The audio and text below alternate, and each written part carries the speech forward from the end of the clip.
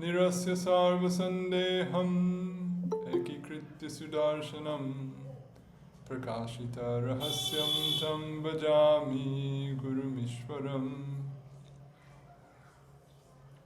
namashristam manumapi shachiputramatra swarupam rupam tasya grajamurupurim maturim goshtavatim radha kundam girivaramaho radhikamadavasham prapto yasya pratita kripaya shri gurum tam natosmi Shri Govinda Pararavinda Marupananya Vilaso Jitam Purna Prema Rasotsavo Jalamano Vritti Prasannananam Shajvad Krishna Katha Mahamrita Payo Rasho Muda Kelato Bande Bhagavatam Iman Anulavam Murdna Nipatyakshito Namo Mahavaranyaya Krishna Prema Pradayate Krishnaya Krishna Chaitanya Namne Gaura Tvishe Nama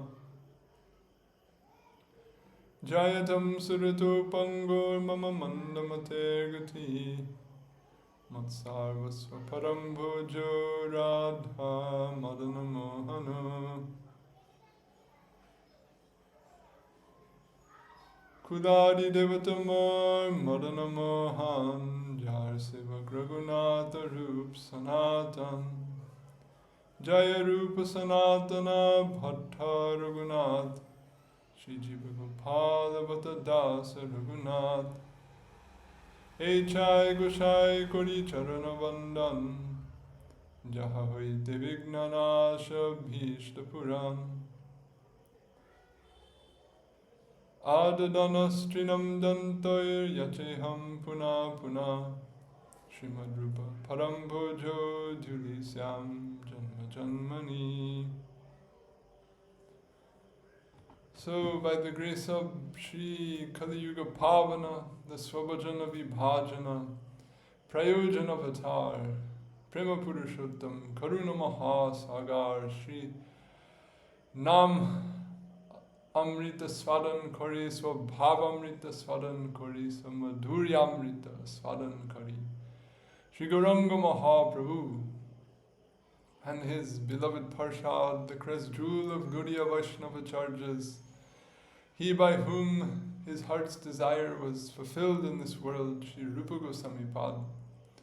Again today we will continue our discussion of Sri Rupa Pad's Padyavali. So we're in our fourth discussion of the 14th verse, wherein the topic is that the only price is hankering. To attain ragatmika bhakti, one must have intense hankering for it.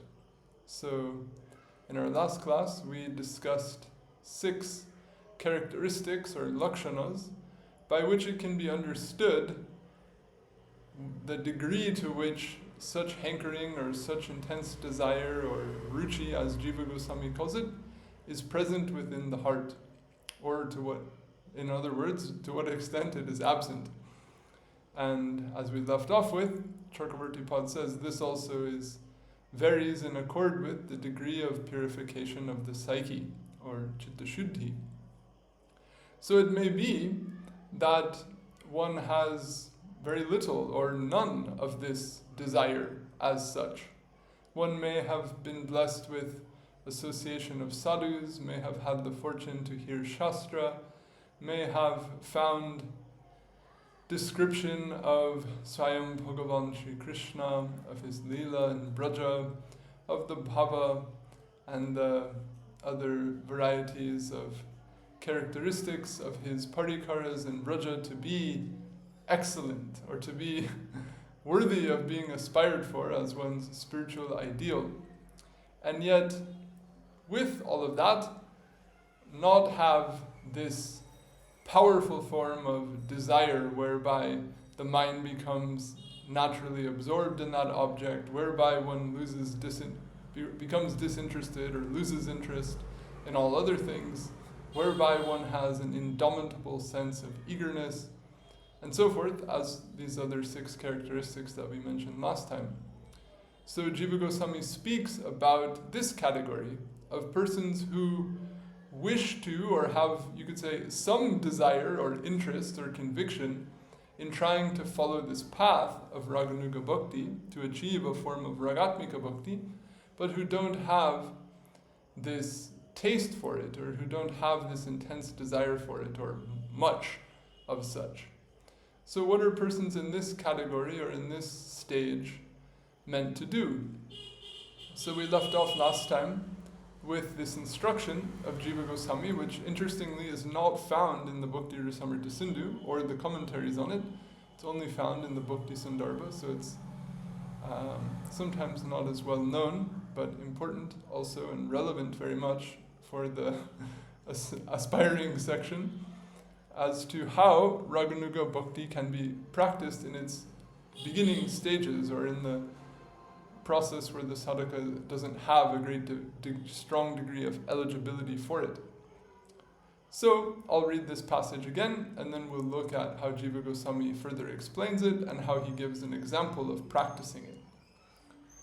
So he says as follows: Raganuga-bhakti too, which is honored just by honoring a particular sadhu, that is a particular Ragatmika associate of Bhagavan, is to be practiced in conjunction with Vaidhi Bhakti by those in whom such taste has not appeared, and is also to be practiced by those in whom such taste has appeared and who are established in society for the sake of social cohesion. He explains the reasoning behind this instruction as follows.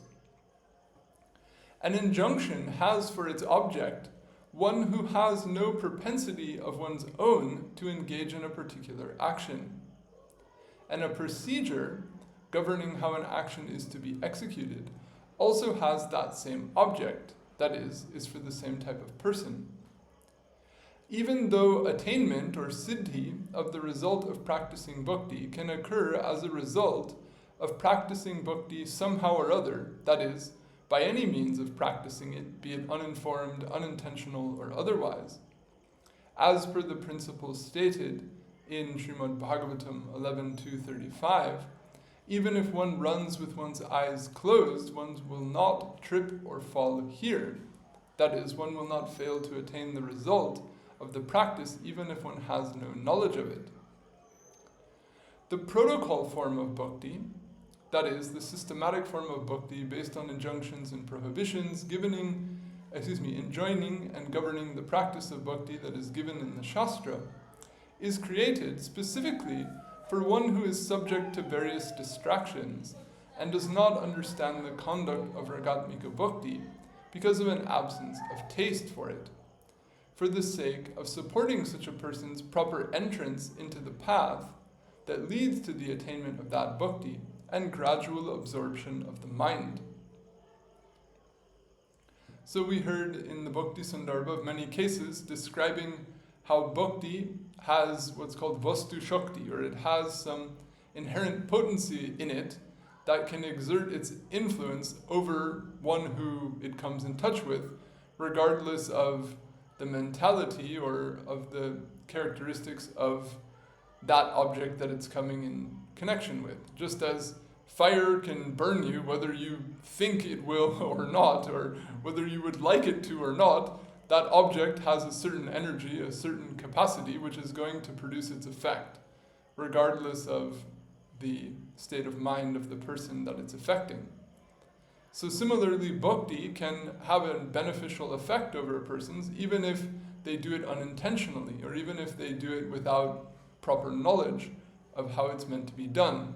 We hear examples in the Bhakti Sandarbha about a bird caught in the mouth of a dog or a jackal and then taken in the mouth of the dog around the temple and getting the credit of having performed parikrama. Or the example of a person named Vasudev, who was later reborn as Prahlad Maharaj, who cleaned a temple for the sake of having a rendezvous with a woman in seclusion. So bhakti performed unintentionally, bhakti performed for another purpose, or unintentionally and for another purpose, nevertheless had a beneficial effect over such persons. So Jiva Goswami is saying that, or he's referring to this to say that bhakti has this power, it has this ability to benefit people or affect people. So, but he's saying despite that, or even though that is the case, there is this idea of a protocol, there is this idea of a proper way it's meant to be practiced. So if it has its effect in and of itself, what's the need for any procedure to perform it? Because a procedure can make the performance of it more effective. It can enhance the benefit that bhakti produces. And it can also support sustained engagement in bhakti. In other words, if one doesn't understand bhakti, one might do it accidentally or do it occasionally, but won't be able to do it sustainably. But if one learns and understands and engages in bhakti as it's in a designed manner, if you will, then one can do it sustainably, one can do it consistently, one can do it in a manner that the mind becomes absorbed in it. And whether it's bhakti or anything else, the mind naturally develops an affinity for what it's repeatedly exposed to. So we get accustomed to doing things, we get to liking things when we're habituated to doing them. So by having this protocol form of bhakti, then that can create sustained engagement in it, which will then lead to conditioning of the mind such that affinity for it, taste for it, will emerge. So, Jiva Goswami is saying that although bhakti has this effect, nevertheless, in the Shastra there's a carefully designed procedure or process, or set of procedures or manners of practice that are laid down, which enable the practice to be done in the most effective way, or in a more effective way. So, this point is being made here by Jiva Goswami to explain why or how this idea of integrating some aspect of a procedural approach to bhakti with this idea of Raganuga-bhakti, or with this idea of having a raw aspiration for this bhava and this manner of service and expression of love within Leela, how these two things can be brought together in a way that is beneficial for the person aspiring for that thing which is beyond those regulations. Because one might say, oh, if we want to achieve this, loosely speaking, the free-spirited love of Vrindavan, why do we want to get ourselves involved in a bunch of regulated injunctions and procedures and formalities about the practice of it? Won't that deter, or won't that be of a different spirit? So it could. In many cases it is. And it can be an inhibition or a detour, if you will, from entering into that spirit and that higher object that is the object of one's aspiration. But that doesn't mean it has to be. And rather, Jiva Goswami's point here is that it can be integrated in a way that's efficiently supportive of achieving that thing that's beyond regulation, formality, procedure, etc. Although, in another sense, even within the context of Brajalila, there is protocol, there is culture, there are manners, there are styles, there are ways of doing things which are to be understood and to be engaged in. So it's not that there's nothing, or that there's nothing to be said for order, if you will. That's also there, but that's maybe another subtlety which is outside the scope of today's discussion. So the main point here is that Raganuga-bhakti is to be practiced in conjunction with Vaidhi bhakti for those who don't have or have a weak degree of taste for that goal. Why? So that the mind can gradually become more absorbed by keeping it engaged, and thus one can get entrance into the path, or one can start engaging in the process such that then the eligibility, the intensity of the desire for the goal can be nourished and can intensify. So what does this look like in practice? Jiva Gosvami gives an example. Sri Jiva gives an example to illustrate how Raganuga-bhakti sadhana is to be practiced with the support of Vaidhi bhakti by those in whose minds taste for a particular raga is lacking. So, he says, in regard to this mixture of Vaidhi bhakti with Raganuga-bhakti, Vaidhi bhakti is to be performed befittingly, making it one with Raganuga-bhakti. That is, in a manner that supports the sadhaka progressing on the path of Raganuga-bhakti. So this is a key point. He says befittingly, or what's the word? Yatha yogyam ekikritya. So it's made one with, or it's joined with, it's combined, that in a way that is appropriate, which implies that there's also a way that it could be inappropriate, as I was referring to a minute ago. So it has to be done it has to be integrated in an intelligent or in an accurate manner, not just any type of integration will do. So he gives an illustration of what that integration can look like. For example, some Raganuga sadhakas performing Raganuga sadhana bhakti in conjunction with Vaidhi bhakti visualize a meditation on the 18-syllable mantra, with Krishna being accompanied by them all, that is, all the groups of his associates, namely Sri Radha and other young gopis, Nanda, Yashoda and other elders, Baladev and other peers, and so forth, drawn together by the song of the flute at the time of milking the cows.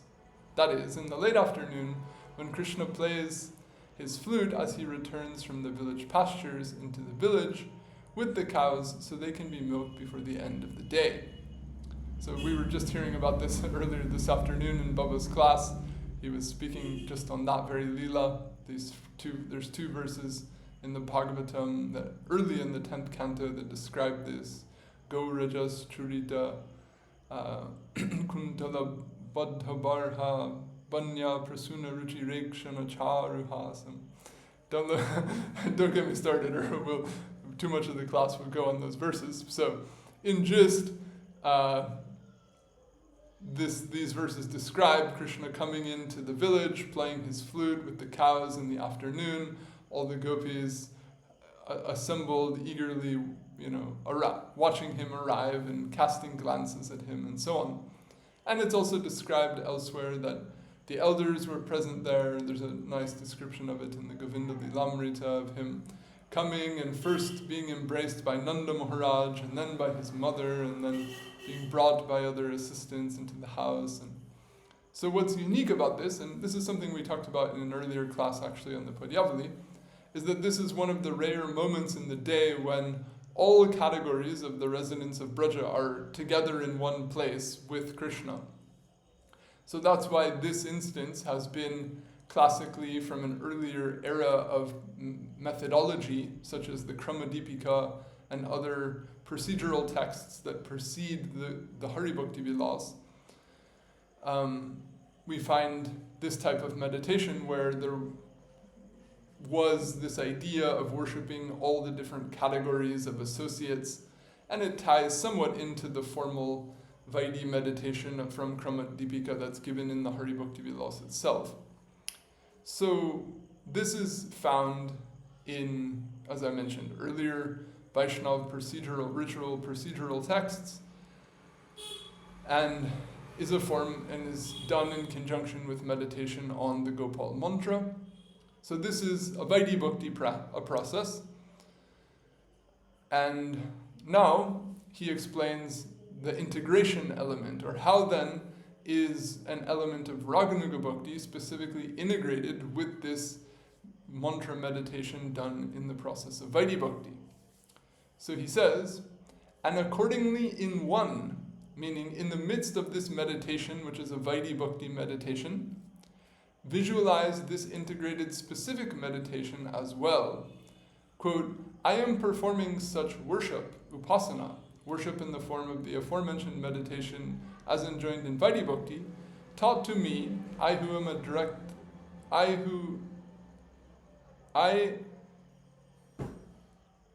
that's a mistake. I am who am. Sorry. I who am directly a particular person that is resident of Braja, by my revered Guru, for the purpose of attaining my particular cherished object, that is, the particular raga in service to Bhagavan therewith that I aspire to attain. In this way, I am directly serving the beautiful prince of Braja. So in other words, what we were discussing in a previous class, this idea of in the mind performing service with a form and in a manner that is akin to the bhava and the figure that would be appropriate to such bhava as existent in Bhagavan's Leela. So by integrating this mental form of service upon one's aspired for bhava and the service associated with it, into this Vaidhi Bhakti meditation, you have this practice of Raganuga-bhakti sadhana, which is founded on, or so to speak, sitting within a formal, scripturally enjoined meditation, but allowing for and facilitating this idea of meditating upon the specific object that is one's aspired for object, such that, or for the sake of, nourishing the desire that one has to achieve that. So in that way, there's a, quote, befitting integration of these two things. So I've given a little discussion of this. In this example presented by Sri Jiva Gosvami of how Raganuga Sadhana Bhakti is to be performed in conjunction with Vaidhi Bhakti, the Raganuga Sadhaka performs a standard form of meditation on Sri Krishna, accompanied by all his principal associates in Braja, as is enjoined in Vaidhi Bhakti Sadhana.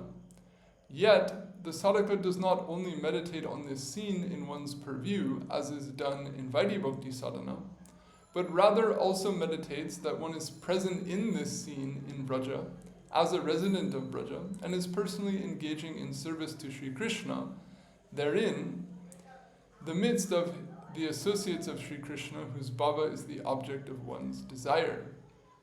This means that one meditates that one is present in Braja in a siddha-deha, a mentally conceived body of a resident of Braja that is suited to the bhava and service one aspires to attain. In this way, a general form of meditation as found in Vaidhi Bhakti Sadhana is made one with Raganuga-bhakti Sadhana in a manner that facilitates focus of the mind and the development of taste for the bhava of a particular class of ragatmika bhaktas that is the goal of one's sadhana.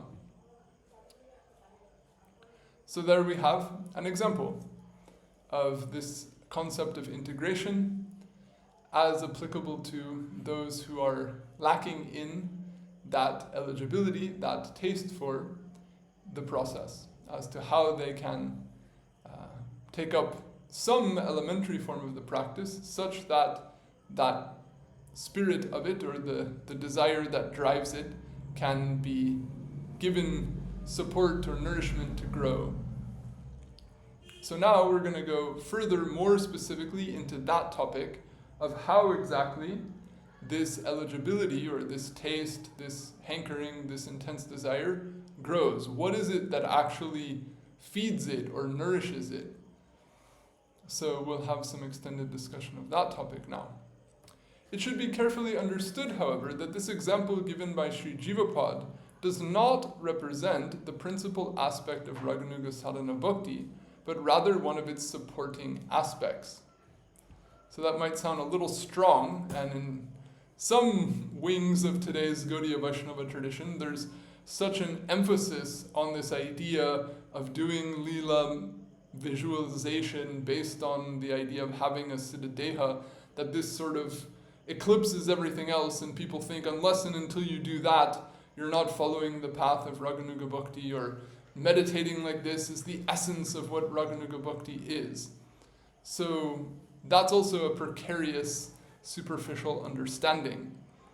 So the main point is to be understood is that this is one aspect, this idea of, lila visualization and siddha meditation and so forth, that's there. That's mentioned, as we see. It's here enjoined by Jiva Gosvami himself.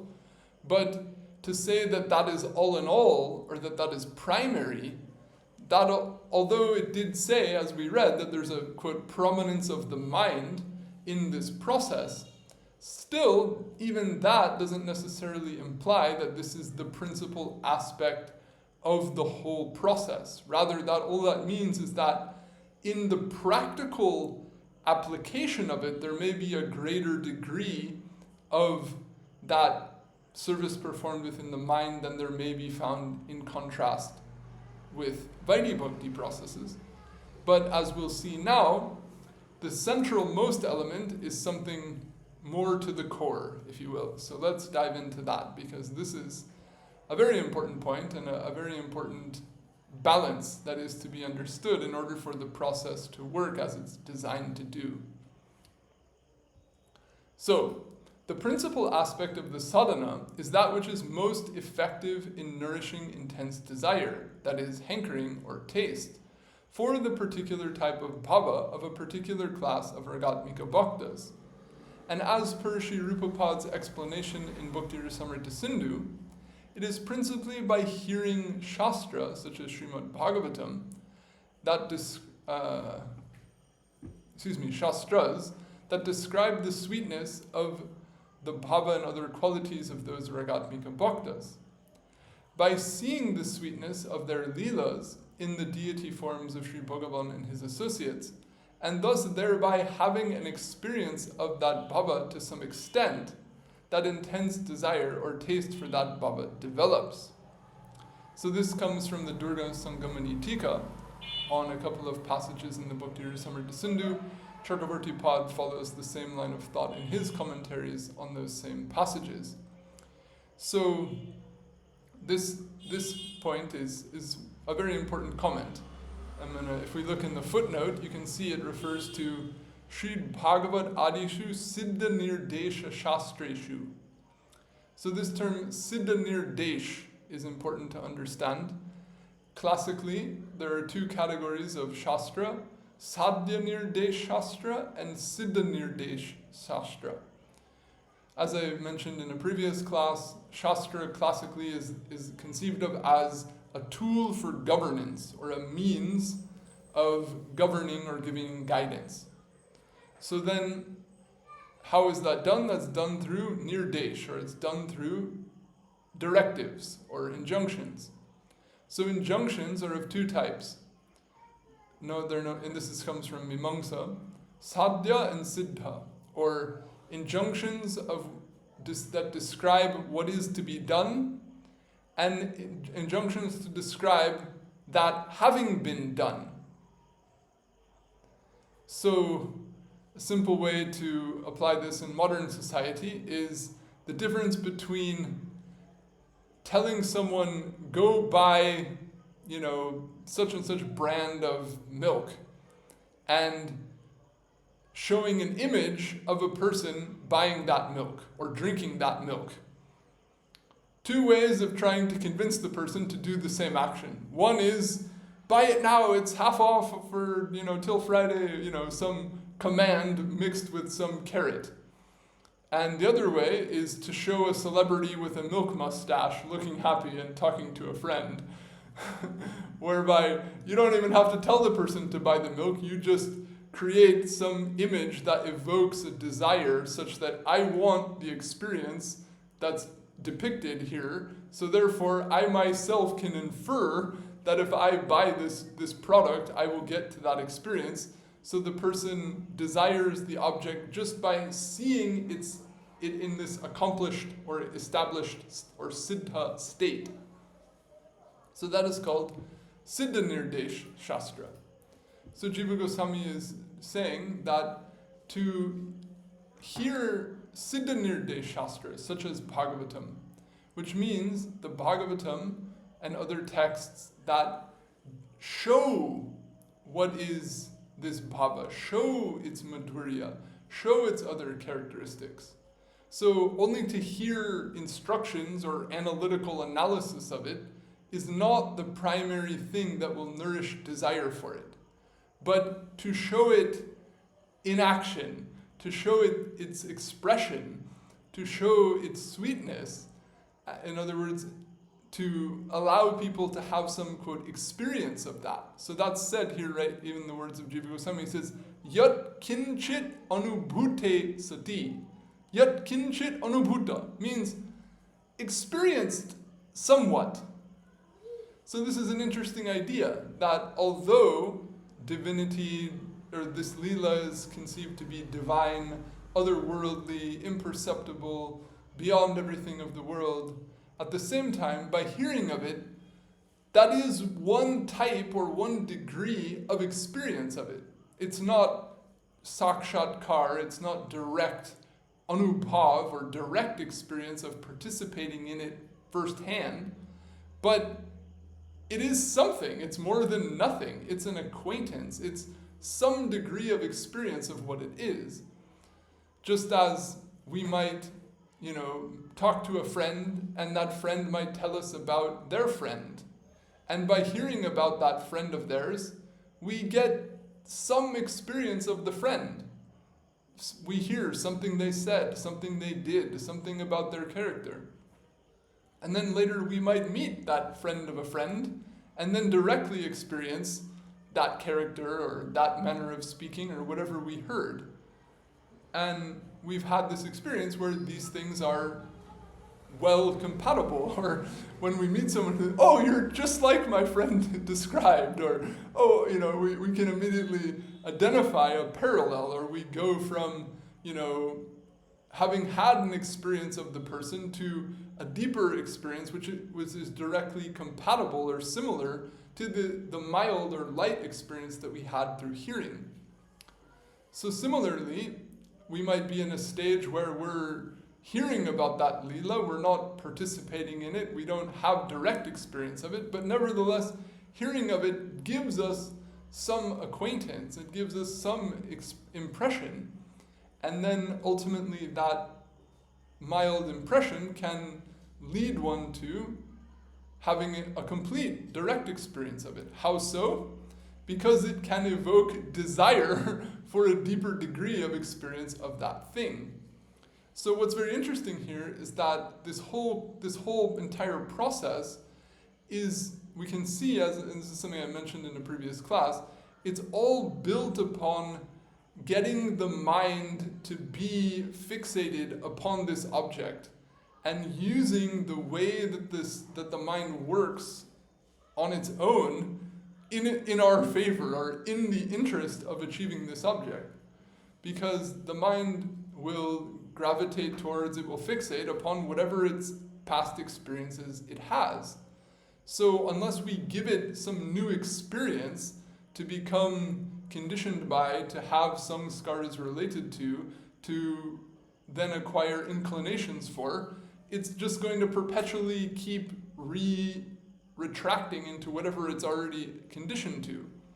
So therefore, hearing is what can, I hope this language doesn't sound too strange, to say like reprogramming the mind, but that's essentially what it is.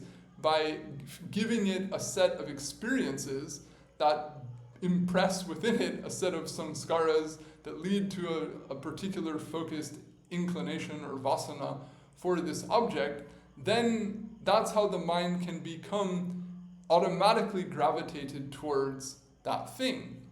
Just as we might see someone at a school or at a place of work that we don't know, and we might walk by them every day and never talk to them and never think of them or anything. We might have just the slightest notion of the fact that they exist by the fact that we've just observed them.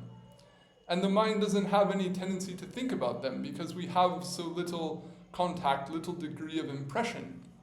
But if we happen one day to sit down at the same table for lunch, and then we become acquainted and we learn their name and we learn something about their life, and then we gradually form a relationship with them, then something that they said about, some place they went. We might go to that place and then remember the thing that they said about that place, and then the mind is starting to think of that person because of the association that we've had with the person, because of the experience that's now been implanted in the mind through that exchange or through that association. So this happens, so to speak, naturally. And all of the people in our life, that's how they came into our life, by that degree of, relative degree of association, and then the mind becoming, inclined and associated and comfortable, if you will, with such people, such that we consider these people our friends, or we accept this person as our spouse, or as our boss, or whatever the case may be. We form formalized relationships, which are essentially, solidified samskaras, or clustered samskaras related to a person. So, just as that takes place in conventional life, this process of hearing about Bhagavan, hearing about his associates, hearing about the sweetness of their bhava and so forth, this is the way that the mind can come out of all of its enmeshment in the Mayak world and become or reach the state of gravitating to or proceeding towards fixating upon this divine object in a way that isn't just a disciplinary, yogic process, but is actually, you could say, a quote-unquote natural process, or a process that feels more like a self-expression than an imposed self-discipline. And that ultimately can produce a deeper degree of absorption, a stronger degree of motivation, when that conditioning of the mind, or that samskara for, or vasana for that bhakti, becomes sufficiently advanced. So this idea that Jiva Goswami is introducing of integrating an element of Vaidhi bhakti is essentially for the purpose of facilitating the repeated exposure of the mind, such that that samskara, that vasana, can gradually intensify. And at some point, it'll get strong enough whereby that integration itself even becomes redundant, and it will power forward, so to speak. So, again, this all boils down to this idea that what the mind gravitates to, what it's fixated upon, is ultimately a product of the experiences that it has.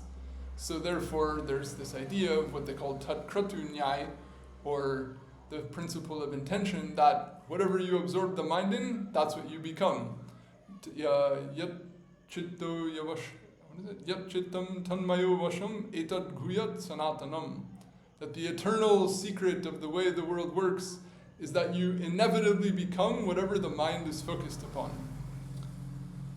So that, classical thread, which is in the Upanishads, Mahabharata, throughout the Puranas, that classical thread goes straight here through the core, even of Rupa Goswami's whole system.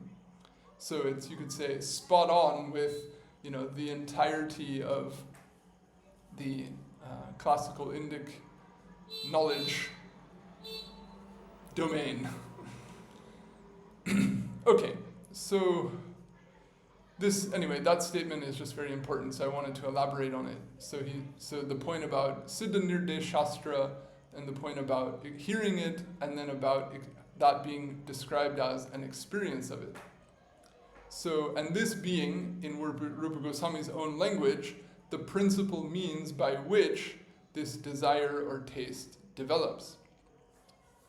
So, that's the main point on this topic, but now we're going to get stronger, more what you might call stuna nikuna nyaya, I think, which means like the principle of banging in the post. Or in other words, when you make a point, you can be like, this is the point. And then you can come and go, and keep hammering on top of the post to get it deeper down into the ground so that it's less likely to fall over. It's more strongly fixed. So now we're going to dive into that, and Radhakrishna Goswami in the Dashloki Bhashya, he does just this quite effectively. So, this subject is discussed at length by Sri Radhakrishna Goswami in his Dashloki Bhashyam. in the opening verse of the Dashloki, that is, the 10 essential verses of Govinda Lilamrita, which are also referred to by some as an independent composition known as the Smarna Mangala Stotram, the attainment of Prema Seva to Sri Radha's Pranabandhu, meaning, generally speaking, the attainment of a specific form of Ragatmika Bhakti to Sri Krishna, is described as being, quote, attainable only through intense hankering, ghada lolyaika labhya. So look at this. In the verse that Krishna's Kaviraj Goswami writes, that's one way, some say it's by Rupa Goswami, whatever, either one. Here, guess what we have? The same exact word in the verse that we're discussing, same exact concept that's in the Sindhu, that's in the Bhakti Sandarbha. Here it is, Kaviraj Goswami coming on the same topic, using precisely the same concept, same line of thought. So, Gada Lolyaika Labhya, attainable only through intense hankering. So what's very interesting is what is the import of that statement? This is what the commentator goes on to say. The Goswami comments in this regard that intense hankering here refers to intense desire for the sweetness and so forth of the gopis' bhava. And the word only is stated to exclude all types of sadhana, which he categorizes as being of 5 types. So you heard that right. He's saying that this statement excludes all types of sadhana. In other words, none of the sadhanas, the 64 limbs of bhakti mentioned in Bhakti Rasamrita Sindhu, he's saying none of them will lead to the attainment of this goal. Now you might read this, and I have to say, when I was first studying the Dashloki, I was like, am I just not getting it? What is he saying? It's quite a long section, and he doesn't come to the conclusion until way later, so I was definitely swimming with it for some time, but I'll save you that difficulty and give you the gist of it here. So he boils down, or he categorizes all of the sadhanas that Rupa Goswami lays out in the Bhakti Rasamrita Sindhu into 5 categories, which is also an insightful point. It's tangential, but worth considering. So the first category he makes is called viruddha sadhanas, or the sadhanas that are unfavorable and not meant to be practiced by those who are following this particular Raganuga path. So what are those? Jnana, Vairagya, Karma, and other processes that are contrary to bhakti because they obstruct engagement in bhakti sadhana and they produce results dissimilar to bhakti sadhana, meaning they're not generative of intense desire for the bhava of any ragatmika bhakta. So I'm not going to elaborate on why karma and jnana are external to bhakti. That's not necessary here, I don't think. So second, he calls tatastha sadhanas, or neutral sadhanas. So limbs of bhakti in general, beginning with taking shelter at the feet of a guru, receiving instruction, beginning with diksha. Among these, a gradation is conceived. Shravan, kirtan, hearing, praising, remembering, meditating, attendance service, it's, paricharya or padasevanam, fostering the mentality of being a servant, dasyam, behaving as a friend, sakyam, beholding the deity, and so on are considered best. Archan, ritual worship, vandana, offering obeisances, and so on are considered middle grade, and inquiring into true dharma, honoring people, trees, and so on are considered lesser. So he's saying these are neutral. In other words, they're fine. They can be done in a way that is helpful, and hearing, kirtan, smaran, these are the best of these neutral processes. Then he gives a third category, what he calls vijatiya sadhanas, or dissimilar sadhanas, forms of bhakti based on a sense of self, or abhiman, distinct from the sense of self integral to the bhava that is the object of one's desire. For example, in the case of a sadhaka of Madhurarati, the forms of bhakti based on the mentality of having a relationship with Krishna as a servant, friend, or nurturer, that is, the various forms of Sambandhanuga-bhakti are dissimilar. So in other words, to hear about or to meditate on Krishna in a particular age, in a particular dham, in the midst of lila with particular parikaras that are not those of the specific bhava that one aspires to attain. Doesn't mean that that can never be done, but it means if that were to be made prominent, or that in and of itself is a dissimilar element. So it's not to say that there's nothing that has nothing to do with it, but he's drawing out this distinction, or he's coming to this type of subtlety, that it ultimately matters, just like generic Krishna consciousness will not do. There's vast gradation and diversity within Krishna consciousness. So when you ultimately get specific and you aspire for something specific, then even things that are near but dissimilar are still categorized as something other than precisely what one aspires to. So 4, then he calls sajatiya sadhanas, or similar sadhanas, forms of bhakti based on a sense of self that is of the same general type, yet of a different specific type of sense of self that is integral to the bhava that is the object of one's desire. For example, the case of a sadhaka of tad-tad-bhavichatmika kṛṣṇa-bhakti-rasa-bhāvitā, and the sambhogechatmika type of Raganuga-bhakti is considered similar. So I just left some technical language here. This is the distinction between, we heard about in the Priti Sandarbha also, Jiva Gosvami calls it sakshad upabhogatmika kantabhav and tad anumodana or tad anumodanatmika kantabhav. So there are, among the gopis of Braja, there are those who aspire to personally be one who consorts with Krishna, and there are others who aspire to be, or who are, assistants to such a nayika, as she's called. So he's saying this is similar. In other words, it's of the same general category, but it's not exactly the same subcategory. So you have neutral, then you have close but still dissimilar, then you have same general category but not the same subcategory. And then you have self-same or sviya sadhanas. Then you have the sadhanas that are exactly pointed on what one aspires to. Forms of bhakti that are directly related to the bhava that is the object of one's desire. And then he makes a gradation inside this category. A gradation is conceived. 1. Attachment to hearing narrations of the lila of one's Ishta Devata is considered best. Rendering service externally with the body, rendering service within the mind, and beholding the sweetness of the deity are considered middle grade, and residing in Braja is considered lesser.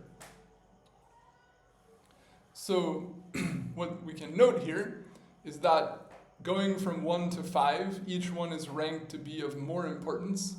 So then the 5th category is of the greatest importance, and then inside that there's 3 subcategories. And what is the top category of the top category? He says attachment to hearing narrations of the lila of one's Ishta Devata is considered best. So what did Rupa Goswami write? Or what was the point that he summarized in gist? As we discussed a few minutes ago, he says that it is principally by hearing shastras, such as Srimad Bhagavatam, that describe the sweetness of the bhava and other qualities of those ragatmika bhaktas. That gives rise to this hankering, or this desire. So then Radhakrishna Das Goswami's whole analysis of putting into these 5 categories and all these subcategories, ultimately he privileges, or he puts at the very top of the pyramid, this thing that Rupa Goswami just says. So when Rupa Goswami just writes it, it sounds kind of simple, but when he does all of this analysis, you see that there's, very, very fine analysis that's done in order to pinpoint why this one sentence is written as the way. So by understanding, you could say, the Purva Paksha, or understanding all that's been reflected upon, analyzed, and then excluded, we understand the subtlety and the power of what is enjoined, or what is given preference to. So let's unpack this a little more. By categorizing all these sadhanas in this way, and stating that none of them, in and of themselves, are causes of prema seva to Sri Krishna, that is, of attaining a form of ragatmika bhakti, the Goswami is teaching that the function of all of these sadhanas is to act as causes of attainment of intense hankering for the bhava of a particular class of ragatmika bhaktas. And it is that intense hankering alone that is the cause of attaining that bhava. So this is his, for lack of a better word, argument. That, and we can add to it, as it's given later in the Sindhu, it's ultimately all grace. It's ultimately given. But who is it given to? It's given to the people who sincerely want it. So if, and Bhagavan is gracious, Bhagavan is inclined to give it, there's that beautiful instance in the Brihad Bhagavatamrita when Bhagavan is saying to the Bhakta that I've been, birth after birth, I've been like, oh, look, he's almost near a Vaishnava. Oh, look, he almost said my name. He's like waiting for the chance to see that you did something related to him so that he can justify giving more mercy to you and more association to you and freeing you from your sins. He's like, oh, yes, near, yes. And then when he sees that someone does, then he says, yes, now I can come and, give that person sadhusanga. And then he says, and then I myself came and was your guru and started teaching you all these things. And I myself had you take birth in Govardhan. So, just there's so many examples of this, but that one is particularly endearing, and I just happened to be reminded of it a little while ago, so it's fresh in my head. So, Bhagavan, that he will give this mercy to someone who has the lobha described here, there's no doubt. He's eager to give this even to people who don't want it. He's just waiting for them to want it. So if someone has this degree of purity of want, there's absolutely no hesitation on Bhagavan's part to bless them with this thing. So in that sense, we can say, as soon as you get the desire, you're going to get it. But at the same time, it's also understood that it's ultimately given. It's not earned, it's not achieved as such, it's bestowed as grace. So the grace comes in reciprocation with the intensity of the desire. So how then to get the desire, that's the kicker, that becomes the practical area where one can do something in one's life to bring oneself nearer to that experience, or nearer to being given that object. So then what the Goswami here is saying is that all of this sadhana, meditation or hearing or chanting or worshipping or cleaning or cooking or serving a Vaishnava or taking Diksha, all of it, what's the point? What is the thing? What is the actual focus of it? What is the way that we can introspect and see whether it's working or not? Are we just living a social religious life and enjoying melodies and, masalas and relationships and having conventional, enjoyable life in a religious, texture or religious culture, but are we actually approaching, are we actually getting towards having this type of divine experience that all of this is supposedly leading to? How can we, through our own introspection, understand the extent to which this process is taking place as it's designed to work? Or are we becoming complacent? Are we becoming deviated? Are we becoming happy with some superficial aspects of it? Which, I don't want to harp on that, my pranams to all the happy Vaishnavas out there. There's nothing wrong with being a happy Vaishnava. But still, that said, to allow ourselves to be satisfied with only a superficiality or only some external layer of something that's so ultimately so profoundly extraordinary is also, in one sense, foolhardy, or is also a little tragic. So the point that he's making is that all of these practices, all of this culture is, you could say, the culture of desire, the culture of enkindling this intensity of desire for that goal. And all these sadhanas are relatively useful or relatively strong in their ability to do that. So also, Rupa Goswami makes the point that one engages in sadhana in accord with one's own vasanas. So some persons may have more of affinity for one thing than another, and that's fine. But underlying that, one should also be careful that they're not just, so to speak, facilitating or acting upon that vasana that they have for a category of activity. Ultimately, the purpose is not to nourish the vasana that we might have for cooking or musicianship or literature or whatever it may be that we might be naturally inclined to.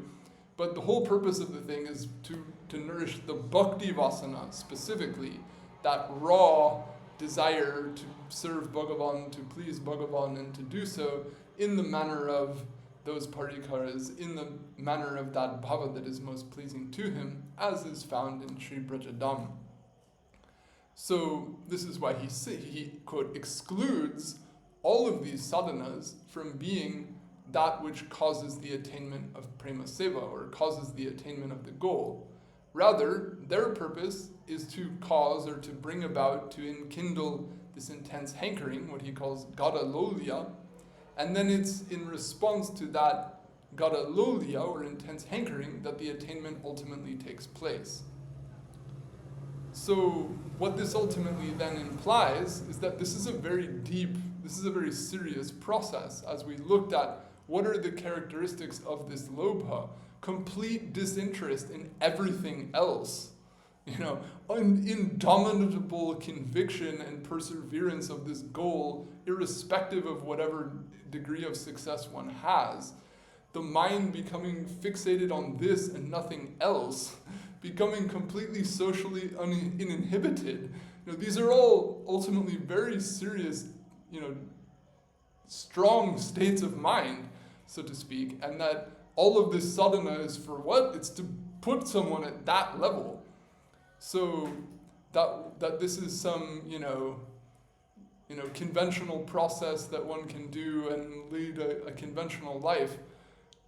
Ultimately not, Ultimately it's going to bring someone to a state which is not common in the world, and lead to a state of mind and a state of activity which is not going to be that well comprehensible to your average person, and not going to leave you with a lot of degree of compatibility, so to speak. But of course, that doesn't mean someone becomes a social misfit or doesn't know how to act according to time and circumstance and honor the presence of Bhagavan within everyone as is appropriate to the relationships, the circumstances, the culture that one's in. That's also an expertise that one acquires in the course of the process.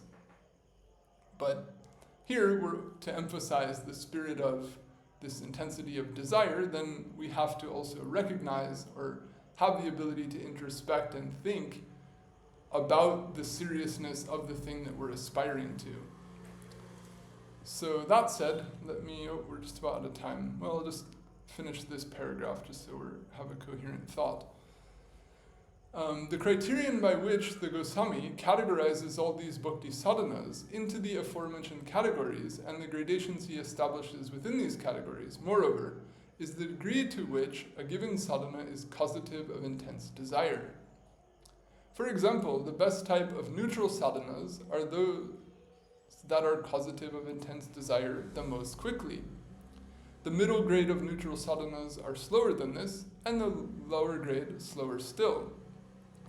The overall point is thus that those sadhanas that are most conducive to the generation of intense desire are to be made most prominent in one's sadhana, so that intense desire can be nourished as far as possible. The contrary sadhanas, moreover, are not meant to be practiced at all by Raganuga-bhakti sadhakas.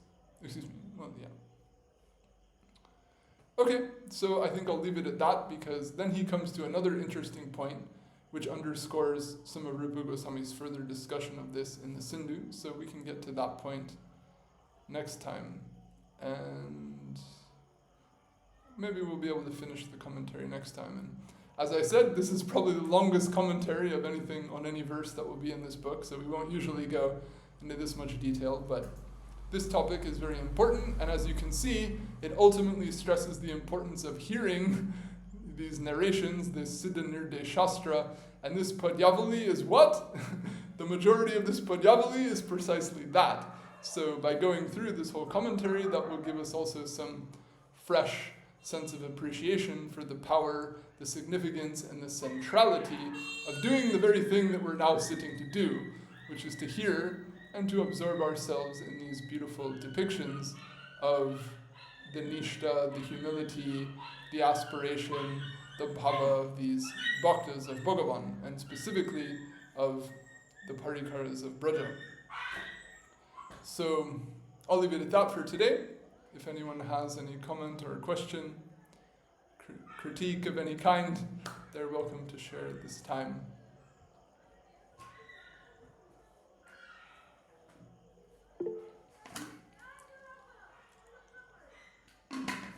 Yes, I see a hand.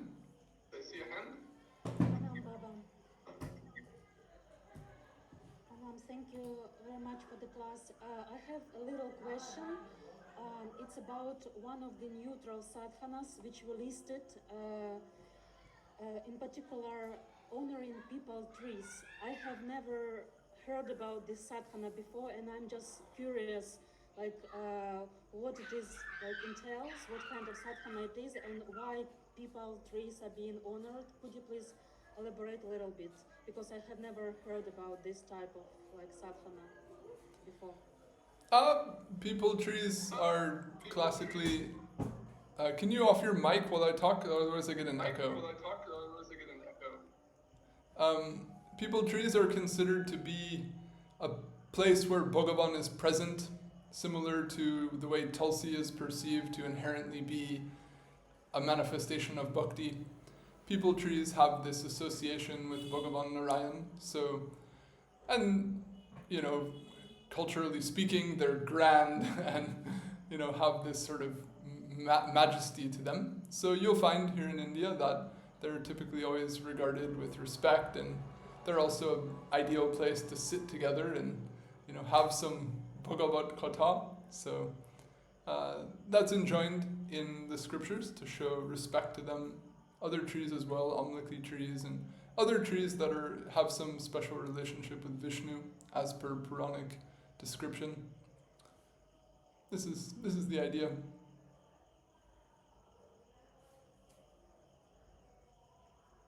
Thank you.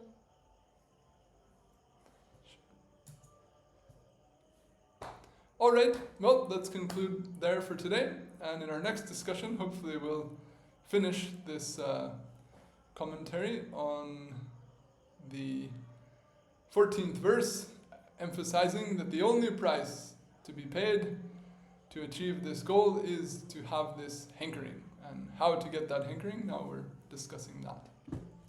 So, Jai Shri Guru, Jai Shri Gaur, Jai Jai Shri Shri Radhe Shyam. Jai.